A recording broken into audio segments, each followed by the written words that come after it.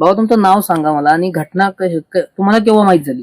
तुमचा एकुलता एक मुलगा आहे. संध्याकाळी 7-7:30 झाली ती.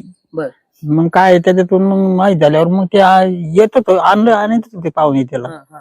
इथं आणल्यावर मग माहित पडलं. तेव्हा काहीच नव्हतं माहिती, दुसऱ्यांना सांगितलं नाही हा, हा. आणि आम्हाला माहित नाही. मग त्यांनी काय सांगितलं होतं नेमकं? कोणा त्यानं सांगितलं ते पाय मोडा म्हणून सांगितलं. पाय मोडला म्हणून सांगितलं. हा पोराचा. पण इथं दिसल्यावर तुम्हाला काय वाटलं सगळा तुमचा प्रसंग पाहून? मग काय असं पाहिलं ते त्याचं सारे ते हेच गथोड बांधून आणलं आपलं दस्तक. बर बर. हा तुमची शेवटची भेट कधी झाली तुम्हाला आठवतं का? कधी गावाकडे आले होते काय? मग आता 15 दिवस झाले नाही गेला होता इथून तो. बर. मग त्या इथं झाडझूड केली, राहिला रातभर राहिला.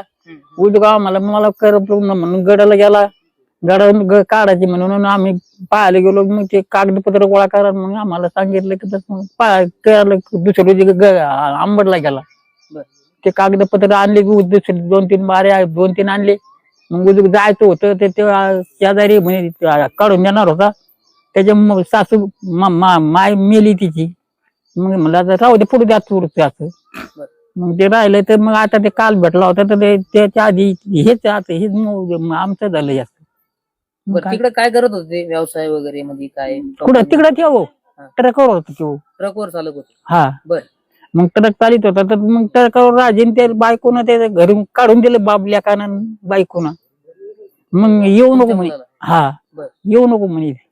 म्हणजे आपण तिकडे हॉटेलमध्ये खायचं आणि ते ट्रक मध्ये झोपायचं.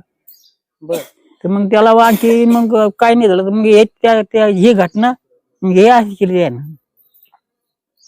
ना असं. मग पोरांना किती दिवसाला भेटायला यायची तुम्हाला ते? काय मला भेटायलाच नसतं. भेटायला येतच वावरात त्याचे वावर दिलं वाटून त्याला. त्याच्या वावरात त्या ठोक्यावाल्याकडे यायची तिथून आपलं जर असं चाललं जायचं. मला बोलत नसतं काही. मग काय असं आम्ही नाही बोलत तर नको बोलू. मग ते आपलं ते खायची आम्ही आंबलं तर लंगड मंगड करून आपलं खायचे आपलं.